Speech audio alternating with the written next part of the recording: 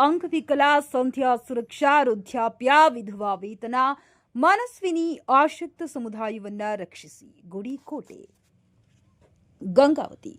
ಸರ್ಕಾರ ಕಳೆದ 2-3 ತಿಂಗಳಿಂದ ಅಂಗವಿಕಲರಿಗೆ, ವೃದ್ಧರಿಗೆ, ವಿಧವಾ ಮಹಿಳೆಯರಿಗೆ ಹಾಗೂ ಇತರ ಆಸಕ್ತ ಸಮುದಾಯಕ್ಕೆ ನೀಡಲಾಗುವ ಪಿಂಚಣಿಯನ್ನ ನೀಡಿರುವುದಿಲ್ಲ. ಇದರಿಂದ ಪಿಂಚಣಿಯನ್ನೇ ಅವಲಂಬಿಸಿ ಬದುಕುತ್ತಿರುವ ಈ ಕುಟುಂಬಗಳ ಗೋಳು ಹೇಳತೀರದಾಗಿದೆ ಎಂದು ಕರವಿ ಗಂಗಾವತಿ ತಾಲೂಕು ಅಧ್ಯಕ್ಷರಾದ ಅಶೋಕ್ ಗುಡಿಕೋಟೆ ಕಳವಳ ವ್ಯಕ್ತಪಡಿಸಿದರು.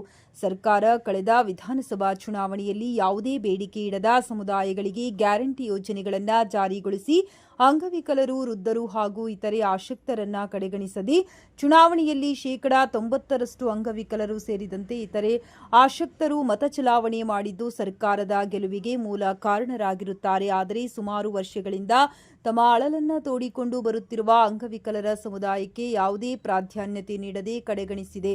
ಪ್ರತಿ ವರ್ಷ ಇದೇ ರೀತಿಯಲ್ಲಿ ಪಿಂಚಣಿ ನಿಲ್ಲುವುದು ಸರ್ವೇ ಸಾಮಾನ್ಯವಾಗಿದೆ.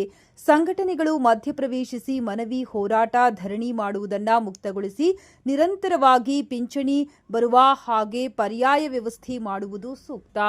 ಕೇವಲ ಮತ ಬ್ಯಾಂಕ್ ಗಮನದಲ್ಲಿಟ್ಟುಕೊಂಡು ಈ ರೀತಿ ವರ್ತಿಸುವುದು ಸಮಂಜಸವಲ್ಲ. ನಮ್ಮ ಪ್ರಕಾರ ನುಡಿದಂತೆ ನಡೆದ ಸರ್ಕಾರ ಹುಸಿಯಾಗಿದೆ. ಮಹಿಳೆಯರಿಗೆ ಉಚಿತ ಪ್ರಯಾಣ, ಮಾಸಿಕ 2,000 ರೂಪಾಯಿಗಳ ಯೋಜನೆ ಸೇರಿದಂತೆ ಪಂಚ ಗ್ಯಾರಂಟಿ ಯೋಜನೆಗಳನ್ನು ಜಾರಿಗೆ ತಂದು ಅಂಗವಿಕಲರ ಬದುಕನ್ನ ಬೀದಿಗೆ ತಂದಿರುತ್ತಾರೆ. ಸರ್ಕಾರ ನೀಡಲಾಗುವ ಪ್ರಸ್ತುತ ಪಿಂಚಣಿ ಹಣದಲ್ಲಿ ಈಗಿನ ದುಬಾರಿ ದುನಿಯಾದಲ್ಲಿ ಜೀವನ ನಡೆಸುವುದು ಬಹಳ ದುಃಖಕರವಾಗಿದೆ.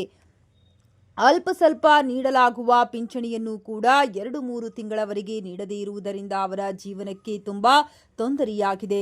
ಬೀದಿಗೆ ಬರುವ ಪರಿಸ್ಥಿತಿಯಲ್ಲಿರುತ್ತಾರೆ. ಸರ್ಕಾರ ಈಗಲಾದರೂ ಅಂಗವಿಕಲರು, ವೃದ್ಧರು, ವಿಧವಾ ಮಹಿಳೆಯರು ಹಾಗೂ ಆಸಕ್ತ ಕುಟುಂಬಗಳ ಬಗ್ಗೆ ಗಮನ ಹರಿಸಿ ಪಿಂಚಣಿಯನ್ನ ಪ್ರತಿ ತಿಂಗಳು ಸರಿಯಾಗಿ ಪಾವತಿಯಾಗುವಂತೆ ಕ್ರಮ ವಹಿಸಬೇಕು ಹಾಗೂ ಶೀಘ್ರದಲ್ಲಿ ಪಿಂಚಣಿ ಹಣವನ್ನು ಏರಿಕೆ ಮಾಡಿ ಇವರು ಸ್ವಾಭಿಮಾನಿ ಜೀವನವನ್ನ ಸರಳವಾಗಿ ಸಾಗಿಸಲು ಅವಕಾಶ ಮಾಡಿಕೊಡಬೇಕೆಂದು ಸರ್ಕಾರಕ್ಕೆ ನಮ್ಮ ಸಂಘಟನೆ ಒತ್ತಾಯಿಸುತ್ತದೆ ಎಂದರು.